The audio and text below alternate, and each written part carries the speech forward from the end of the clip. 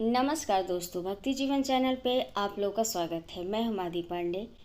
आइए जानते हैं, इस वर्ष 18 जुलाई 2023 से अधिमास का शुभारंभ हो चुका है और इस माह 29 जुलाई दिन शनिवार को अधिमास पुरुषोत्तम मास मलमास की पहली एकादशी पद्मिनी एकादशी पड़ रही है।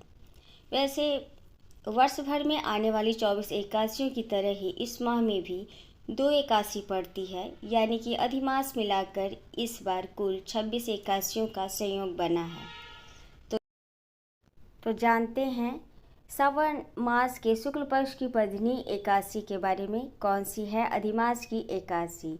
पद्मिनी एकादशी के संबंध में जब धर्मराज युधिष्ठिर ने भगवान कृष्ण से पूछा, हे जनार्दन, अधिमास के शुक्ल पक्ष की एकादशी का क्या नाम है तथा उसकी कथा क्या है, कृपा करके आप मुझे बताइए। तब भगवान श्री कृष्ण ने कहा, अधिमास या मलमास को जोड़कर वर्ष में कुल 26 एकादशियाँ होती है। अधिमास में कुल 2 एकादशियाँ होती है, जो पद्मिनी एकादशी शुक्ल पक्ष और परमा एकादशी कृष्ण पक्ष के नाम से जानी जाती है। मलमास में अनेक पुण्यों को देने वाली इस एकादशी का नाम पद्मिनी है। मान्यतानुसार अधिक मास के श्रावण शुक्ल की एकादशी का व्रत करने से मनुष्य को धन, सुख, वैभव और कीर्ति मिलती है तथा मृत्यु पश्चात वैकुंठ प्राप्त होता है। इस साल 29 जुलाई 2023 शनिवार को पद्मिनी एकादशी है, यानी कि कल है। श्रावण शुक्ल एकादशी का प्रारंभ शुक्रवार 28 जुलाई को 2:51 से शुरू हो जाएगा। एकादशी की समाप्ति शनिवार 29 जुलाई को 1:05 PM पर होगा। भगवान श्री कृष्ण ने इस व्रत की जो कथा बताई है वह सुनते हैं। जय श्रीमन नारायण। इस कथा के अनुसार पूर्व काल में त्रेता युग में है नामक राजा के वंश में कृतवीर नाम का राजा महिष्मतीपुरी में राज्य करता था। उस राजा की 1000 परम प्रिय स्त्रियां थीं, परंतु उनमें से किसी को भी पुत्र नहीं था जो कि उनके राज्यभार को संभाल सके। देवता, पितृ, सिद्धि तथा अनेक चिकित्सकों आदि से राजा ने पुत्र प्राप्ति की काफ़ी प्रयत्न किए, लेकिन सब असफल रहे। तब राजा ने तपस्या करने का निश्चय किया। महाराज के साथ उनकी परम प्रिय रानी, जो इक्ष्वाकु वंश में उत्पन्न हुए राजा हरिश्चंद्र की पद्मिनी नाम वाली कन्या थी, राजा के साथ वन में जाने को तैयार हो गई। दोनों अपने मंत्री को राज्यभार सौंपकर राजसी वेश त्याग कर गंधमादक पर्वत पर तपस्या करने चले गए। राजा ने उस पर्वत पर 10,000 वर्ष तक तप किया, परंतु फिर भी पुत्र प्राप्ति नहीं हुई।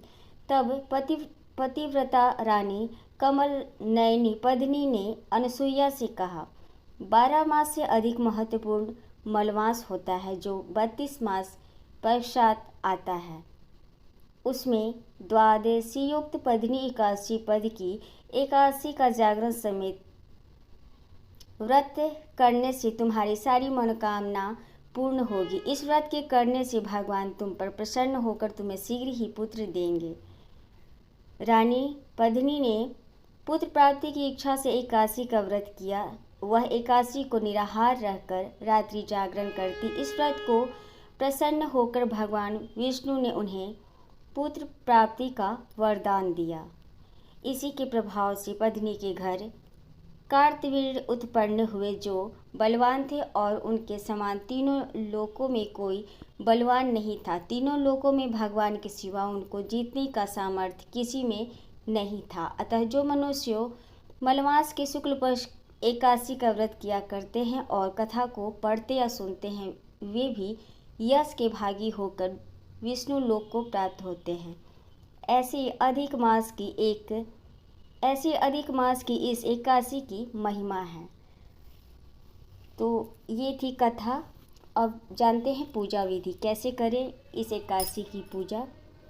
पुरुषोत्तम मास की एकादशी के लिए दशमी के दिन व्रत का आरंभ करके जौ, चावल आदि का भोजन करें तथा नमक ना खाएं। एकादशी के दिन ब्रह्म मुहूर्त में शौच आदि से निवृत्त होकर दंतावन करें और जल के 12 कुल्ले करके शुद्ध हो जाए। सूर्य उदय होने के पूर्व उत्तम तीर्थ में स्नान करने जाएं। इसमें गोबर, मिट्टी, तिल तथा कुश व आंवले के चूर्ण से विधि पूर्वक स्नान करें। श्वेत वस्त्र धारण करके भगवान विष्णु के मंदिर जाकर पूजा अर्चना करें। आरती के पश्चात श्री विष्णु के मंत्रों का अधिक से अधिक जाप करें। इस एकादशी की कथा अवश्य पढ़ना चाहिए।